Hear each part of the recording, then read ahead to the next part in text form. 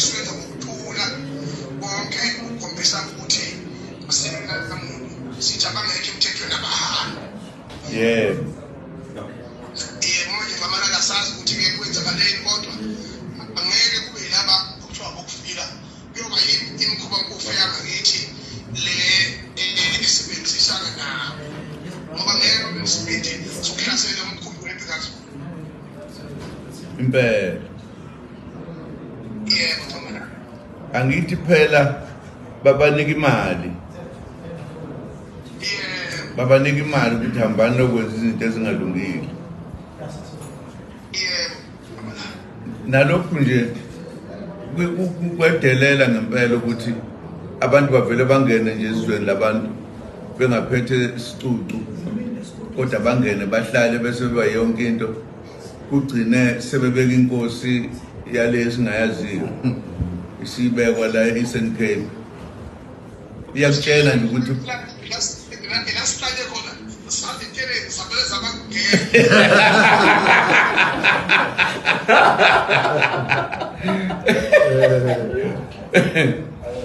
bekufanele phela ukwedelela nje ukudelela lokwangempela. Yebo. Bese kuthiwa hayi ulungile ngoba umuntu naye nanku umhlolo. Hayi kuseduze kulungile ngizofika baba ngizofika. Uthokoza mina Thomana ngiyabonga ukungalisa baba nangu nomama lona ngifice ekhaya usikhona lapha alela langa lomlilo silandele. Hey ngempela.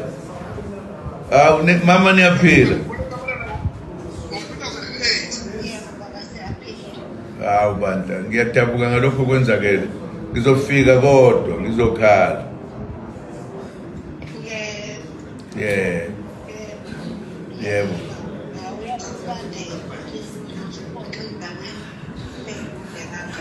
Hawu uyayibona.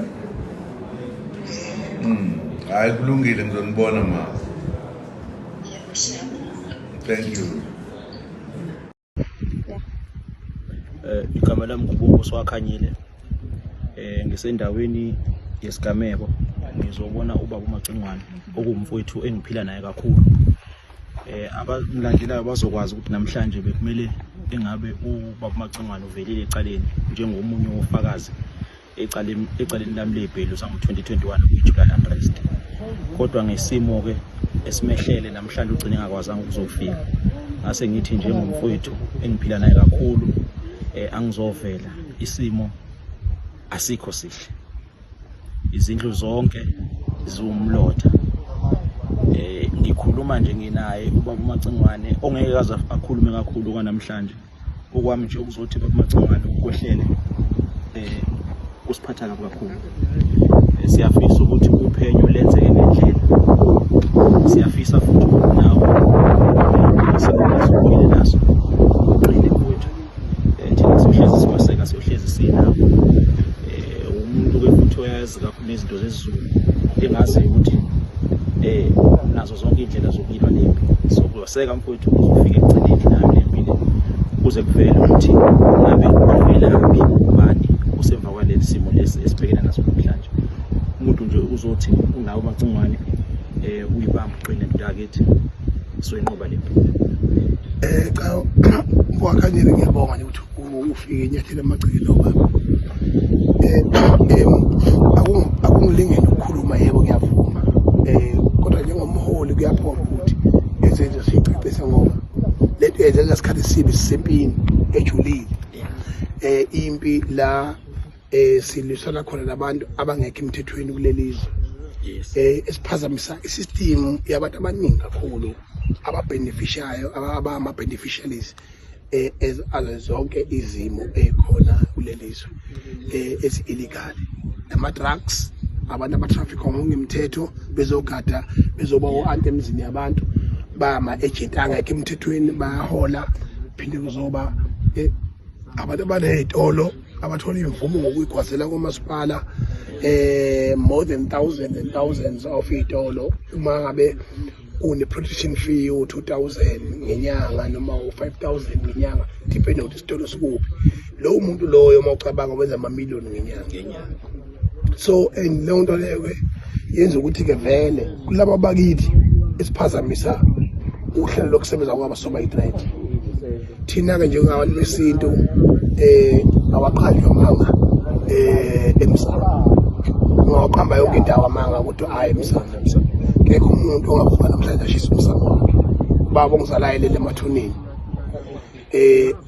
njengamanje ubaba nje ubengasekho emhlabeni wanyathela uyena wayengibeka yonke indawo lapha kule mizi ungayidelela yonke into emhlabeni kodwa hayi umsamo impilo yakho lokho kusho ukuthi kufanele ngisukume mina ngibheke njengendoda ukuthi konakelephi ngokomsamo bese phindile sithe futhi ngisinika indlebe yokuthi ungenzeka ukuthi nasitha sikhona kodwa laba abangaphandle cha masikhona sitha kuyoba yithi nje silwa sodwa ngoba sibona ukuphazamisana endleleni ngisho njalo ngithi mina ke asinikeza amaphoyisa enze umsebenzi wawo kade efikile izolo namanje asefikile asiwanikeze ithuba nami nginike ithuba ningezima Afrika uzoqhubeka ngenilwele kodwa futhi namanje ngiyasho ukuthi cha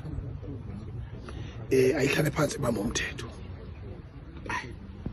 ngizwa akusasa phethu ngizophoqa ngoba mfethu nawe phethu sekufeni ngokwenkantolo ngizophoqa ukuthi ngivele kusasa ayikwazi inkantolo ukulinda thina ngoba igcina usuku sikakwenza konke kubalekile ukuhlonipha umthetho oseningizimu Afrika uma ngabe mina ngihlonzwe njengomunye ufakazi ecaleni lakho inkantolo ingisuphina ukuthi ngisondele angikwazi ukwandisa inkinga mfowethu bese ke ngizosondela mntaka baba lokho engakusho mfowethu bese ngithi ngigcizelele ukuthi lezi ngane ezizala bume njengamahashi enjengomalema nalezi ayitshalile yonke indawo zama social media eyiphusha ipropaganda yokuthi mina ngiyishisela umuzi leyo nto leyo ngikutshela nje iqiniso lonke neqiniso lonke lo ngazalwa mina ngicela donation nginaba futhi ngiphila nabo abe bengisize mangimemezile bengisize mhlawumbe noma ngingamemezanga ngoba angisebenzi nawo ngo-2021 isimo sinzima ngempela sinzima ngempela u-2021 nje nakhona ngilazi umphakathi wawuyihlanganela ngingaphakathi nje mina uzenzele ukwenzakalayo uqhame sethi awu seleze nomuthi kanje ngakho-ke ngithi lemizi nemizi uma ubuka lo unesibaya yonke indawo unesibaya imizi la umfazi wedlozi ohlala lekhaya akekho umuntu ngithi mina ocabanga lokho noma osho lokho khangisa lokho ukuthi ngishisela umuzi lowo muntu owenza lo osho lokho useyiphahlile ngicela ukuthi lo baba mkhulu idlozi kube yilona liphendulana naye nelakubo uqobo liphendulane naye nomdali wethu sonke ngoba yikho indoda ngisho igula kangakanani ngekhanda ngisho uhlanya alushisi idleke ulala kusona yona yimbi lento ngeke ngayibona kancane inkundla zokuxhumana yimbi abantu abazazi nezinto zokudlala ukuthi umuzi ungawushisa kanjani ushisela umuzi nakhona ngikhumbula kahle before sithole indaba ngeke ngakhuluma nawe izolo sihlela ubusegoli kwathi ama-hour mhlawumbe amabili amathathu sekuvela sekunalesigameko ebengiseGoli usegoli ngikhumbula kahle sikhuluma ekuseni phela ukuthi ungale ukuthi uzonyuka ebusuku sikwazi ukuthi yabona abantu bepolitiki they've survived a lot ngepropaganda. Now you are a politician and ummeli and propaganda lenisebenzayo fana nazo phindwe kabili ayisebenzi emsamo abantu beqiniso yabona uphonda abantu abaje umuntu uqondile loya umsamo yabona uze enza amaphutha eqinisweni aliphilayo nayilo yangizwa ukuthini bese ngimkhalima mina entweni nje ethize ukuthi hayi la mfowethu ake sithi ukubamba amatomu ngoba mina ngine experience yemithi yena une impatience yokuthi into bayicabangelwe ekhulu asilungise manje simo nje mina sisilungise isimo kodwa sibe namagagasi nami ngiyawuba nawo amaphutha states njengomuntu kodwa akufani experience umuntu siyibonana yes ilokho nje ngingakusho mntakababa nanokuthi Macingwane okunye nje mina bengifuna ukusho engisazokusho futhi engingafuni ukuhloniza ngakho eSouth Africa kumele sifike kulesigaba sokuthi uma uzabalaza abantu bekholele entweni abayenzayo bakweseka noma usebunzimeni ngisho ngoba ziningi izinto sizenza uzokwazi kakhulu Macingwane sizenza abantu bethi senza kahle kodwa mase usebunzimeni usale wedwa lo mzima nyofisa mina sibuthwale sonke lokho njenge South Africa angikhulumi ke lento angiyifunza wena ngisho nje mina ngedwa ngiyofisa kube khona indlela lobunzima esibuthwala sonke njenge South Africa sibone ukuthi senza njani kodwa ke izinhlelo ngicathi nabafowethu esike siphile nabo kuyomela sike sihlangane sibone ukuthi kwenzeka kanjani kodwa abantu angifuni bayinyeza kumele sibe nayo indlela yokuthi lesimo sesilungisa kanjani sijabhisa izitha singabi izwe abantu bazabalaze phambi kwethu bese kube seyinkingeni sibashiye kwenzekile amahlandla amaningi ukukhumbula ko July unrest sibambile abantu besisupport ukuthi anenzana kahle kodwa uthola ukuthi ususele wedwa namanje abantu abaningi into eniyimele ngalabantu bokufika abaqondisa kahle babethi phela sisenza kahle silwela umuntu omdala senza kahle ayithi senzana kahle ngisakuzwa hayi yahla bibilo kanjani senzana kahle hayi kodwa awuqhele Macingwane eqhela so kodwa injalo nje Macingwane kumele sibe nendlela yokuthi njengeningizimu silungisa kanjani lento ngokweqiniso sijabhisa izitho ongathanda ukuhlanganyela nathi angahlanganyeli kodwa abathandayo ngoba ngiyazi baningi asibe nendlela simxosho usathana sikusize kule mpompo ubhekene nayo ngizofisa nje ukuhlangana nethimba labafowethu elizoqala lo mkhankaso nami ngibe khona ngazi ukuthi uzoma kanjani kodwa kuzomela ube khona futhi kuyaphoqa ukuthi ube khona ngibonga nje Macingwane ungamukela noma siyabonga isimo sinje mfowethu ayisoba nawe kuzofika egcineni.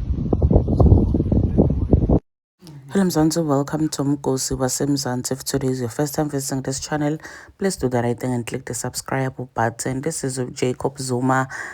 Phone call nangizwe mchunu bakhuluma indaba yema illegal foreigners eSouth Africa. Uyasho ukuthi bona bayi MK abavumelani nebantu bokufika la South Africa ngalokungekho emthethweni, and they were on a phone call lesabalele nje lapha enkundleni yokuxhumana la bakhuluma khona bobabili ngizwe mchunu. We all know ukuthi ungizwe and uJacob Zuma bayavana ngendlela lesimangana lesikhani. Ungizwe uJacob Zuma bosho ungizwe bekahamba phambili athi akakhishwe jele umshuluzi. Do comment your thoughts down on the comment section. Don't forget to hit the notification bell. I'll see you on the next one. I'm signing out. Goodbye.